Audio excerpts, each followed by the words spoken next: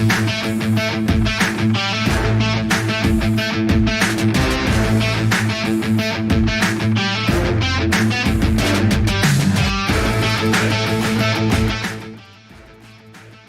morning and welcome back to another episode of the Last Shot NBA show here on Little Birdie TV, as always brought to you by our good friends at topsport.com.au. Now you know what time it is Wednesday morning. Wednesday morning means we've got a very special guest, and we have yet another special guest today.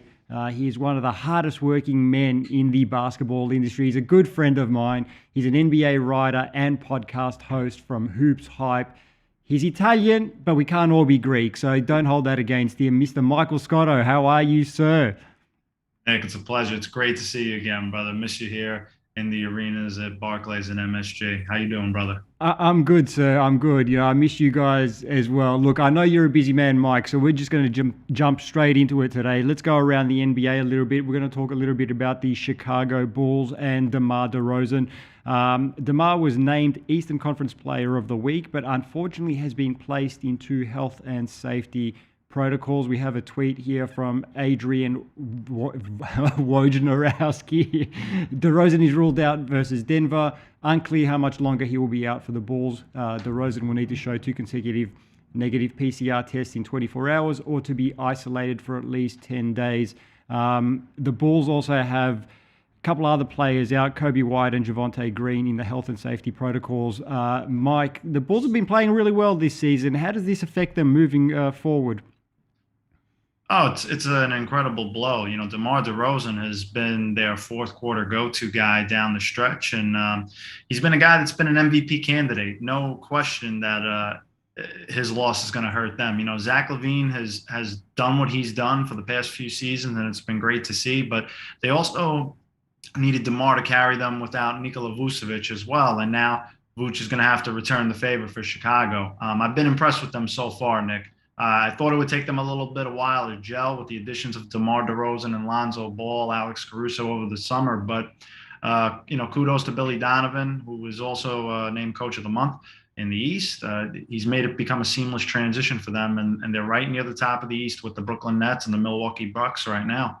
Well, you mentioned how good DeMar's been in the fourth quarter. I think by the numbers, he's the best fourth quarter player in the NBA this season. Mike, I just want to quickly ask you your thoughts. I mean, you guys over there in America are getting into the heart of winter, you know, pretty soon. And there's a lot more cases popping up now. Guys are sort of entering the health and safety protocols. Now we've got this Omicron variant as well.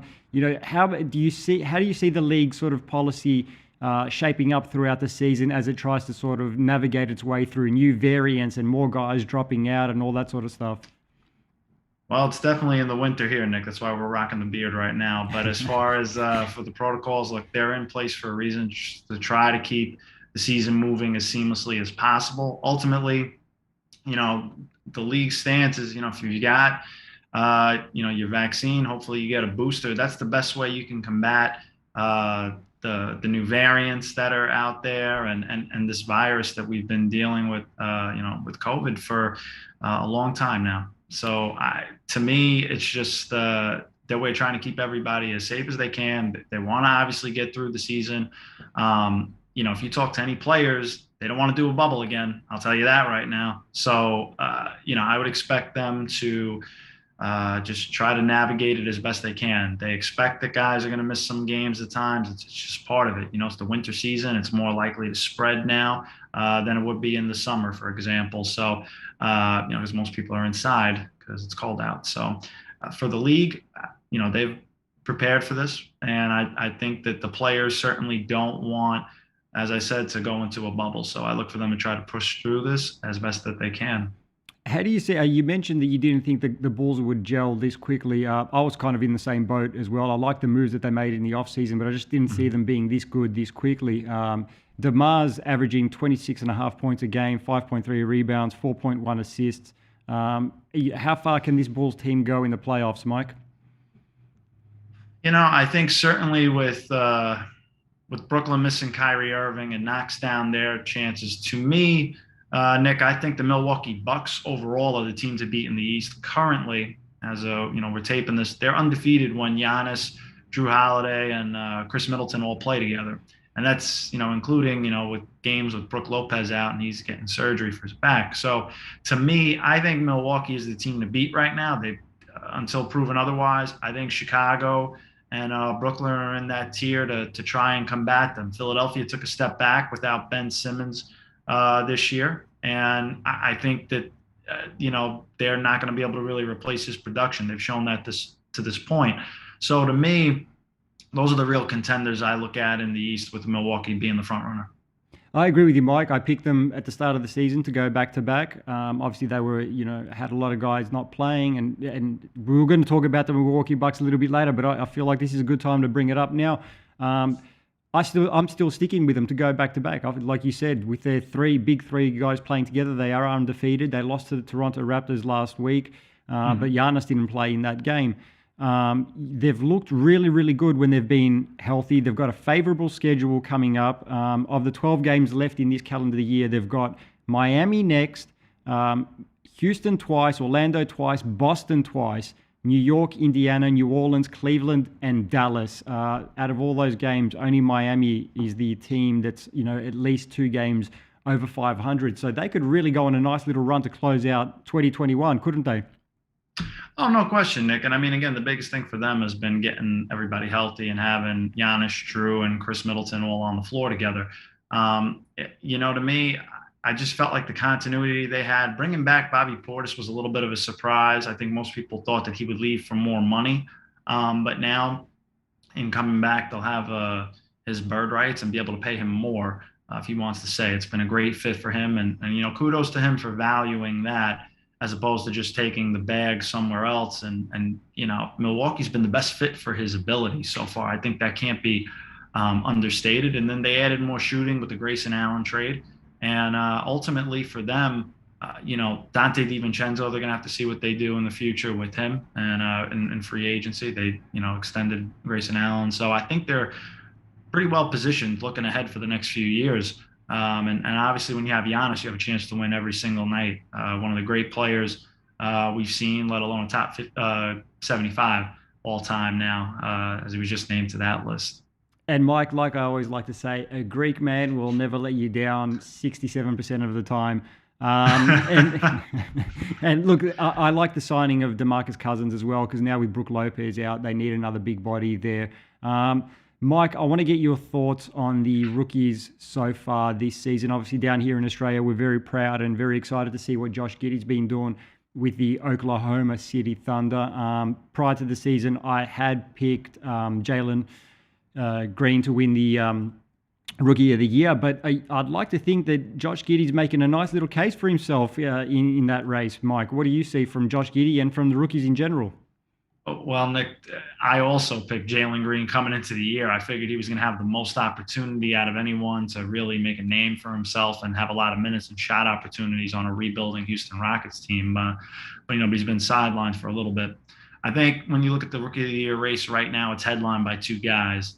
Evan Mobley, who's clearly had an impact on Cleveland when he's on the floor and helped them even make themselves in the play-in conversation, and Scotty Barnes with Toronto so far. Those are the 2 front runners right now through about a quarter of the way of the season. Josh Giddey's made a nice case for himself as well in OKC.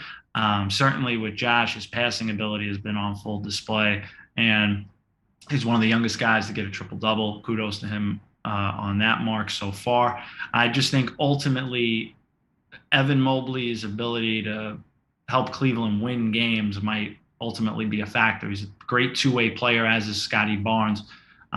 So that's going to be, to me, the 2-man race, I think, as of right now for Rookie of the Year. I mean, look, Cade Cunningham could make a run too. He's put up some good numbers lately with Detroit, but through a quarter of the season, it's Evan Mobley or Scotty Barnes, according to most people right now. Yeah, I tend to agree with you there. The good thing is with Josh Giddey, we know he's going to get a lot of playing time with OKC. Obviously get a chance to display what he's able to do. You mentioned his passing ability, but I've also seen a big growth in his sort of confidence in being able to take the ball to the rim and attack and all that sort of stuff. There's another Australian that was in the news yesterday, Mike, that I want to talk to you about. Ben Simmons. Now, I believe it was a report from Shams, who said that Dame Lillard is keen on playing with Ben Simmons. Now, obviously, that would have to be a trade to get him over there. Mike, you've broken a lot of big stories over the years. You're very well plugged in with the NBA world there. Have you heard anything more as to what was reported? Well, Nick, what's interesting about that is Philadelphia had the CJ McCollum trade offer on the table. They also had Malcolm Brogdon and Karis LeVert that they could have looked at as well. And they declined to do that. I think they thought that they would get better offers for Ben Simmons, and that has not materialized to this point. A difference in evaluation for Philadelphia's management versus those in the league. Now, with that said, I think Ben Simmons and Damian Lillard would be an interesting mix because Dame and Ben both usually need the ball in their hands. I don't really know if I see the two of them working as a pick and roll tandem. I think, you could see if Ben Simmons ever came to Portland, Damian Lillard would work off the ball. The biggest thing that Ben Simmons would provide that the Portland Trailblazers sorely need is defense. This guy's a defensive player of the year candidate, and he can guard 1 through 5. Portland couldn't stop anybody in a phone booth right now. So that's the biggest problem right now for them. I think they've got a lot to figure out. Certainly, it starts with what are they doing with their GM. If they keep it internal and go with Joe Cronin, maybe they try to retool around Dame as much as try to rebuild. Because you got to remember, Nick, while Dame Lillard would command a lot on the trade market, you also got to factor in Dame Lillard is one of the few superstars that is vocally wanted to stay in Portland and make it work. LaMarcus Aldridge didn't end up staying there. Brandon Roy got hurt and had to retire early. So when you have a guy in Damian Lillard like that who wants to be in Portland, you can't discount that. I think for CJ McCollum, he's been a guy that's always been on the cusp of being an all-star player, but it hasn't materialized yet, whether it was injury or some other form. But we've seen this time and time again. They're a high-powered scoring backcourt, and it only gets you so far in the playoffs. Yeah. Also, I think they've got guys that if they moved Nurkic and they moved Robert Covington, I think they could get some assets back for them. The question is going to be, do they want to rebuild or do they want to retool? Because to me, Damian Lillard's 31. The clock's ticking on him. He doesn't have time really for like a 2-year rebuild, in my opinion. I think he'll still be a good player, but he's not going to be superstar Damian Lillard at that point. So to me, that's where you got to, really have a conversation with Lillard and figure it out. Plus, Woj with the report about him wanting the Supermax extension and trying to earn over $50 million, when he's like 35, 36. That's a whole different discussion at that point, because then, while you keep Dame and you definitely lock him in, we've seen what contracts like John Wall, Russell Westbrook, these are guys that were making 40+ million. Dame making 50. Now, I mean, he's a better player than both those guys, all due respect. But that would certainly be something that you never know. You never know that far down the road what could happen. A guy could get injured. Anything can happen. So those are always concerning to have those type of discussions. But for a market like Portland, you might have to bite the bullet on that if you want to keep him. Mike, who's going to give him that contract, $50 million a year in the mid-30s, right? Come on. You know which team's giving him that contract. The New York Knicks. Yes, sir. I mean, look, the Knicks have been, looking to get a star, a true star. Julius Randle has improved and been a really good player for them, an all-star caliber player. But is he a star? He's not a number one option, no, or a number two option. Yeah. Yeah, and you know what you're going to get with Julius. RJ Barrett, they need more out of him. And then the signings they had this offseason in Kemba Walker and Evan Fournier, I don't think they've gone as well as they would have liked. Fournier a couple times hit some big shots at the end of the games, but overall he's been inconsistent. Kemba Walker getting benched, I think, was a bit of a surprise to a lot of people, especially considering Tom Thibodeau went with Elfrid Payton as a starter pretty much all last year. The difference was Payton plays better defense. And clearly, if you're going to play for Tibbs, you got to play defense. Yes, so the plus-minus numbers evaluated and reflected that. That's why Alec Burks started, but Alec Burks isn't a point guard either. So, yeah, I certainly think that they're going to have to look at that earnestly down the line if Damian Lillard's available. And I certainly would expect that everybody and their mother is going to be calling Portland to see what the future holds for Damian Lillard and CJ. And you're going to see that with other teams too, like with the Indiana Pacers, in addition to Portland, as a potential seller heading towards the deadline for the teams that are looking to be playoff contenders. All right, Mike, we know you're a busy man. We're going to let you go. Before we let you go, we're just going to take a quick look at some of the games that we've got on today. Only 3 games on the schedule, unfortunately, today. We've got the Brooklyn Nets and the Dallas Mavs. Brooklyn Nets, $1.78 favorites. The Mavericks, 2.11. The line is at 2. Total is at 221. That game's live on ESPN. Brooklyn are 0-6 against championship contending opposition this season. I'm not saying Dallas is a championship contending team, but this is a game that Brooklyn need to win, Mike. I do like Brooklyn to win this one. Who do you like? I like Brooklyn as well, and it's going to be a shootout. I'd go. What was it? 220 combined. 221. I think. That's close. That's like right at a push. Take the over. Texas shootout. All right, Texas shootout from Mike Scotto. The next game we've got on the schedule is the Knicks and the Spurs. Spurs had a 4-game winning streak, lost yesterday to Phoenix. The Knicks are favourites here, $1.84. Spurs, 2.03. The line is at 1. The total is at 2.11. That one's live on League Pass. Mike, I've said this plenty over the last week or so because I picked the Knicks early in the season. I got a little bit carried away with the Knicks when they were 5-1, but we suck right now, and I said I'm never picking them again, so I'm just going Spurs based off that alone. I would go with the Spurs because I think DeJounte Murray is going to cause problems for the Knicks, and ultimately the Knicks, you can't bank on them every night. I don't even think they're going to hit, both those teams are going to hit the line. I think they'll go under for that from what I saw on the graphics so far. All right, last game on the schedule, the Celtics at the Lakers. That's the afternoon game down here in Australia. The Lakers favourites here, $1.57. The Celtics, $2.51. The line is at 4. The total is at 219. That one is live on ESPN this afternoon. Lakers, a 500 ball club at the moment, 12-12. Celtics, 13-11, been very, very inconsistent this year. But I do like the Lakers in a close one at home, Mike. I would have said the same thing, but now I'm thinking it's the Dennis Schroeder revenge game, so I'm going to go with the Celtics.